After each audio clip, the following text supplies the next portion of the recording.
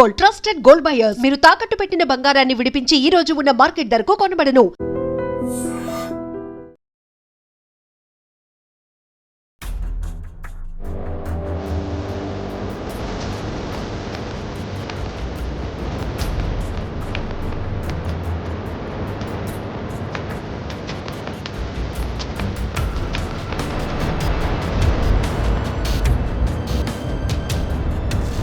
Visakha Yarada beach దగ్గర ఉన్నటువంటి dolphin quarters లో గార్డెన్ లో మొక్కలకి నీళ్లు పోస్తూ ఉండగా ఒక్కొక్క బేబీ స్నేక్స్, ఒక్కొక్క పాము పిల్లలు బయటకు వస్తున్నాయి.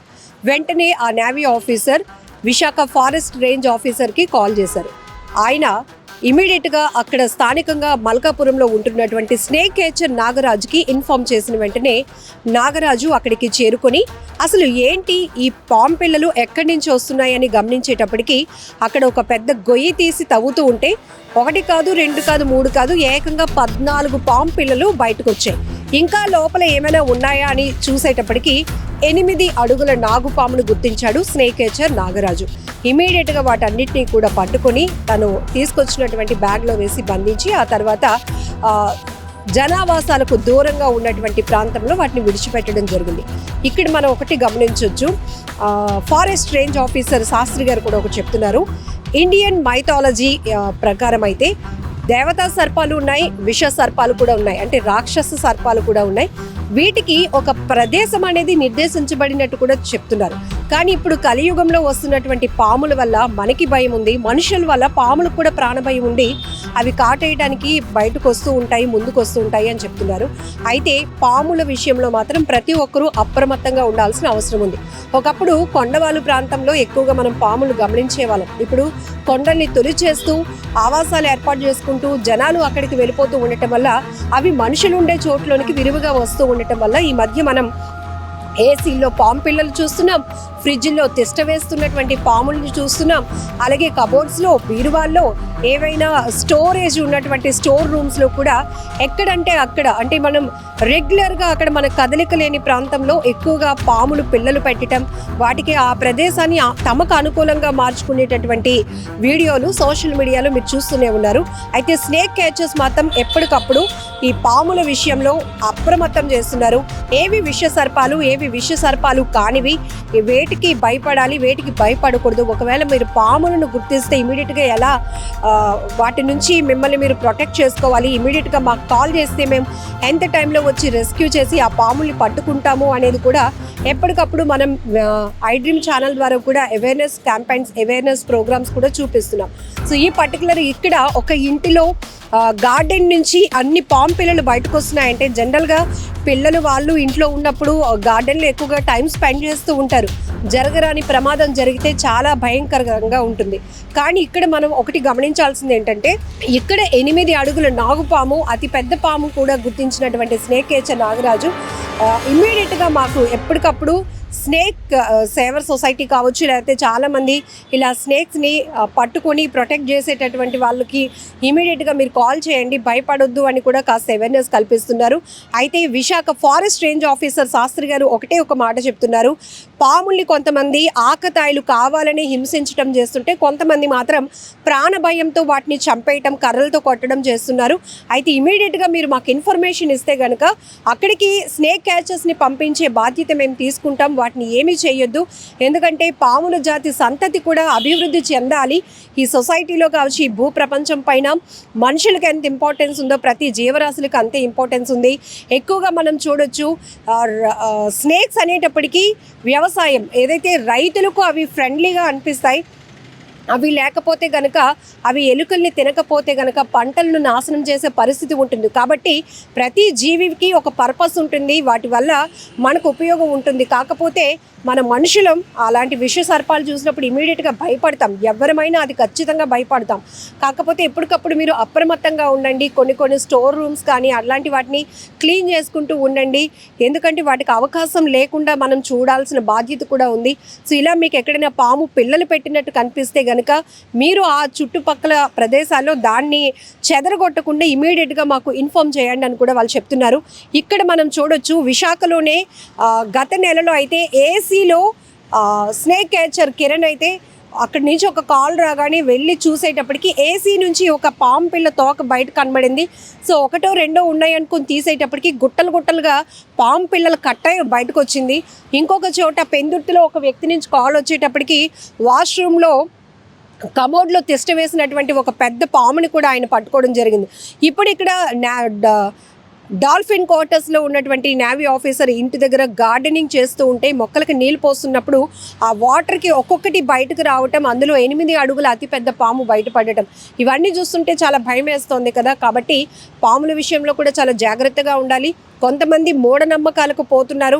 సో దేవతా సర్పాలని వాటిని పూజించి ప్రాణభయం అంటే ప్రాణాల మీదకు తెచ్చుకునే పరిస్థితులు కూడా ఉంటున్నాయి. కొంతమంది కావాలని ఆకతాయిగా వాటిని హింసించి పాము కాట్లకు గురి కావటం. ఇంకొకటి ఇక్కడ కీ పాయింట్, చాలా ఇంపార్టెంట్ పాయింట్ ఏంటంటే Visakha forest range officer Shastri గారు చెప్తున్నారు, పాములు పగబట్టడం అనేది 100% తప్పు. అసలు అలాంటిది జరగదు.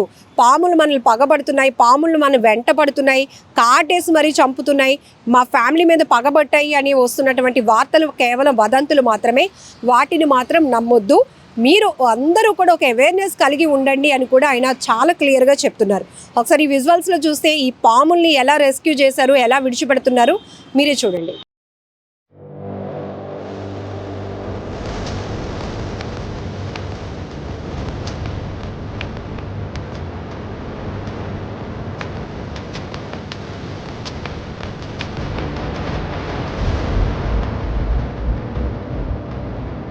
నిన్న కాల్ వచ్చింది, స్నేక్ ఒక కాల్ వచ్చింది.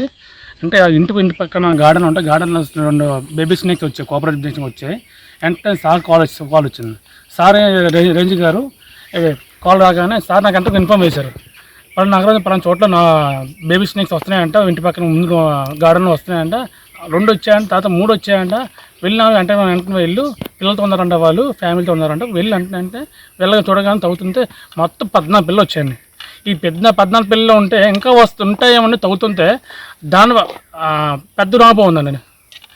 దీన్ని గమనించిన తల్లి నాగపాము లోపడం అంటే ఈ అన్నిటికీ ఈ 14 పిల్లలు ఇది ఒకటి పెద్దదని మొత్తం 15 స్నేక్స్ అని పట్టుకొని మొత్తం మన స్నేక్స్ ఏమన్నా పెడతాం, ఆ బ్యాగ్లో మనం పెట్టాము. ఆ బ్యాగ్ ఇంకా మనకి సార్ ఓపెన్ చేశారు, స్టిక్ ఇంకా సార్ మనకి ఇచ్చారు, రేంజ్ గారు మొత్తం షూస్ అన్ని సారే ఇచ్చారు. మళ్ళీ నిన్న నైట్ మళ్ళీ పైతన్ ఫోన్ వచ్చి అంతా అది పట్టుకున్నాను. ఈ ఎర్లీ మార్నింగ్ ఇంకా ర్యాక్ స్నేక్ ఒక ఇంట్లో పాత ఇంట్లో 4 ఉంటే ఈ 4 స్నేక్స్ అనేది ఈ 4 స్నేక్స్ ర్యాక్ స్నేక్ అండి. జరిపోతాను తెలుగులో జరిపోతా అంటారండి, ఇంగ్లీష్లో ర్యాక్ స్నేక్ అంటారండి. ఈ 4 అన్ని మళ్ళీ మార్నింగ్ పట్టుకున్నాం. ఈ మార్నింగ్ పట్టుకొని ఇవన్నీ పట్టుకొని మా సార్ ఫోన్ చేస్తే సార్ పని అందరూ ఉన్నాయి పట్టుకుని వస్తున్నాను సార్ అంటే, సార్ అనేది ఇటుపక్క కొండ ప్రాంతంలో ఫారెస్ట్ ఏరియాలో మేడం గారు సారు వచ్చారు. వచ్చినంత వాళ్ళు విధంగా మనం విడిచిపెట్టాం, రిలీజ్ చేసాం స్నేక్స్ అనేది. అన్ని ఆరోగ్యంగా ఉన్నాయి, అన్ని హెల్తీగా ఉన్నాయి సార్. సార్ చూశారు మా స్నేక్స్ అన్ని చూశారు సార్, అన్ని పర్లేదు హెల్తీగా ఉన్నాయి, పర్లేదు బాగున్నాయి, దాన్ని రిలీజ్ చేద్దామని మొత్తం ఫారెస్ట్ ఏరియా పచ్చగా ఉంది, ఇక్కడ బాగుంటాయి, హెల్తీ బాగుంటాయి అని విడిచిపెట్టామండి. నా పేరు P V Shastri, forest range officer, Visakhapatnam అండి. సాధారణంగా సర్పజాతిని చూసి అంటే పాములు చూసి అందరూ భయపడుతూ ఉంటారు. దీని మీద ఇండియన్ మైథాలజీలో బోళ్ళంత విషయాలు సర్పాల గురించి చెప్పబడి ఉన్నాయి. చెప్పబడినవన్నీ కూడా ఈ కాలానికి అంటే కలికాలానికి సంబంధించినవి కాదు. అప్పుడు దేవతా సర్పాలు ఉండేవి, రాక్షస సర్పాలు ఉండేవి, వాటి జాతులు వాటి ఆవాసాలు వేరు. ఇప్పుడు ఇది కలియుగం. ఈ యుగంలో పాములు పగబట్టడం కానీ మరి ఏమీ ఉండవు. ఒక పాము పగబడుతుంది అనేటటువంటిది యథార్థం 100% కాదు. అలాగే వాటికి అనుకూలమైనటువంటి సమయం వచ్చినప్పుడు అంటే వాతావరణ పరిస్థితులు అన్నీ కూడా అనుకూలించినప్పుడు వాటి సంతతి విపరీతంగా పెరుగుతుంది.